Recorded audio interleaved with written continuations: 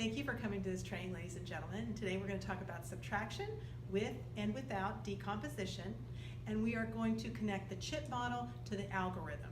So realizing that students, the way they learn math is that concrete piece first, which is that manipulative, to the representational, which is that picture, and again, we're connecting those two, and then that picture, the representation, to the algorithm, which is a little bit more abstract.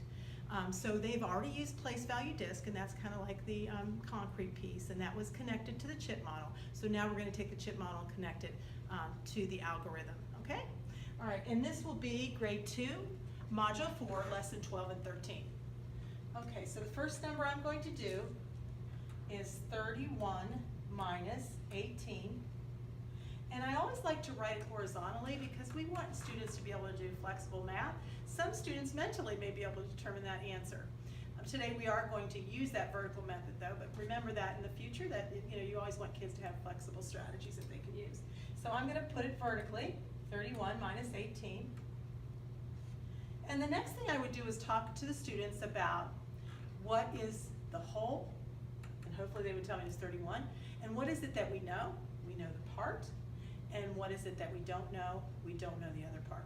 And I might even, if they're confused, is hopefully this will show, put a number bond with the whole of 31, and then the part of 18, and then a question mark in the other part, because that's the part that we don't know, okay?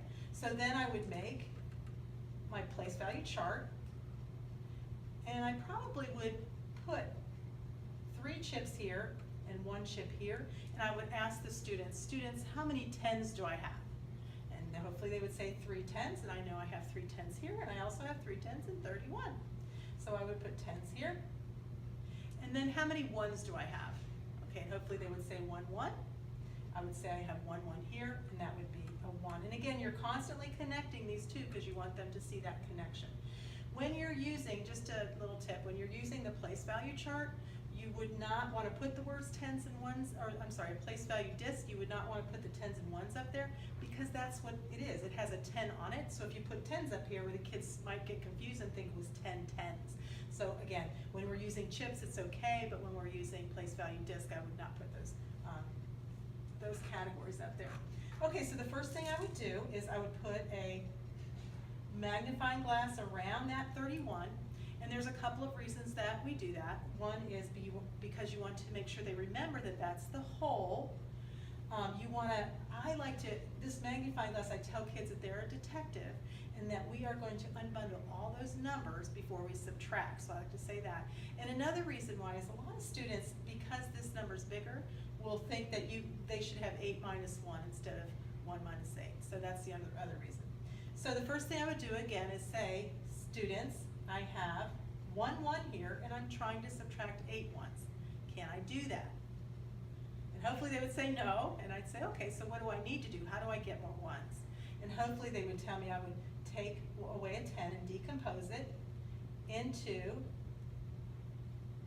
10 1s. 1, 2, 3, 4, 5, 6, 7, 8, 9, 10. And I like to use that 5 group there because that's easy for kids to see and it's easy for them to count. So I like to use the 5 group there. So now I have to show it on my vertical method. So I said, okay, so now I took a 10 here away, so I'm going to take a 10 here away. Now I have 3 10s, so now taking a 1 10 away, and I have 2 10s, right? Is that what I have here? Yes, I do have 2 10s. And then I might have them say, students, how many 1s do I have? And hopefully they would be able to tell me 5 is 10 and 1 is 11. So I would say that I have to put 11 here because that's what I have. I took 1 10 away, I added it to the 1, so I have 10 1s plus 1 1, so I have 11 1s. So then I would go ahead and subtract. So I would say, okay, I have 11 1s minus 8 1s, I have 11 1s here, and I've got to take 8 1s away. So I would cross out 5 and 3, that would take the 8 away. And I would say, so students, how many 1s do I have left? I have 3 1s. Okay, and then I would connect it to this vertical method. Okay, so 11 minus 8 is what? And hopefully they'd be able to tell me that's 3. So we know that's 3 1s, that's 3 1s here. And then what I would probably do, or what I would do, is I would say, okay, so now we have 2 10s here, and we're going to take away 1 10. So on this one, we have 2 10s. We're going to take away 1 10. How many 10s are we left with? 1 10. And again, 2 10s minus 1 10 is 1 10. So here we have 1 10 and 3 1s. And I would say, students, is that equal to 13? And hopefully they'd be able to say, yes, they have, that is equal to 13. So are there any questions that you might have on this model? Okay, so now it's your turn. I'm going to ask you to do that. So I have in your participants manual, you have on page 31, you have, and I'll hopefully zoom that in a little bit, you have 2 problems here. So what I want to do, I'm going to go ahead and ask you to do those 2 problems, and then we will check and make sure that you have the right answer. And so go ahead and do that right now, please. Stop. Okay, so hopefully you did well on this.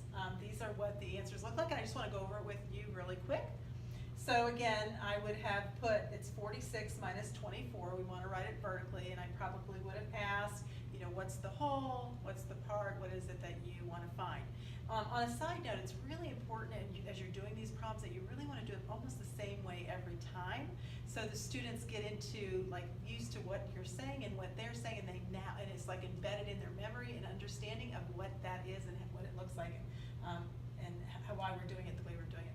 So anyway, so I would go ahead and do 4 10s, 1, 2, 3, 4, and then of course, I'm sorry, 10, 20, 30, 40, and then I would have my 6 1s, 41, 42, 43, 44, 45, 46, and that's what that is, 46 ones. And then asking whether or not, again, I would put a magnifying glass around there to see if I had to unbundle anything, and I actually don't have to do that, so this is one without decomposition. And so after I put that magnifying glass and I checked, then I would go ahead and take away or subtract those chips. So I know I had 6 1s, and I'm going to subtract 4, so I'm taking away 4 and left me with 2 1s, and I have 2 here. And same with this side, I had 4 10s, I'm taking 2 10s away, which I do on this on the representation, and now I'm left with 2 10s. So then I would say 2 10s and 2 1s, is that equal to 22? And hopefully they would know that. Okay, so did everybody have that? Is there any questions? Is that what you had? Okay, good. So on this next one, it was 77 minus 58. And that was, again, I would do 7 10s, I would do 7 1s. I would talk about the part, or the whole, and the 2 parts. And again, if they're having problems with that, I would definitely do a number bond so they understood what that whole was in those 2 parts. And then I would test the students again, can you take 8 1s from 7 1s? And they would say no. What do you have to do if you have to decompose? So it's the same kind of thing. You would end up with 1 10 and 9 1s, and then obviously I'd compare that to the 19. 1 10 and 9 1s is 19. Okay, so hopefully that's what you had. Are there any questions about what I just did?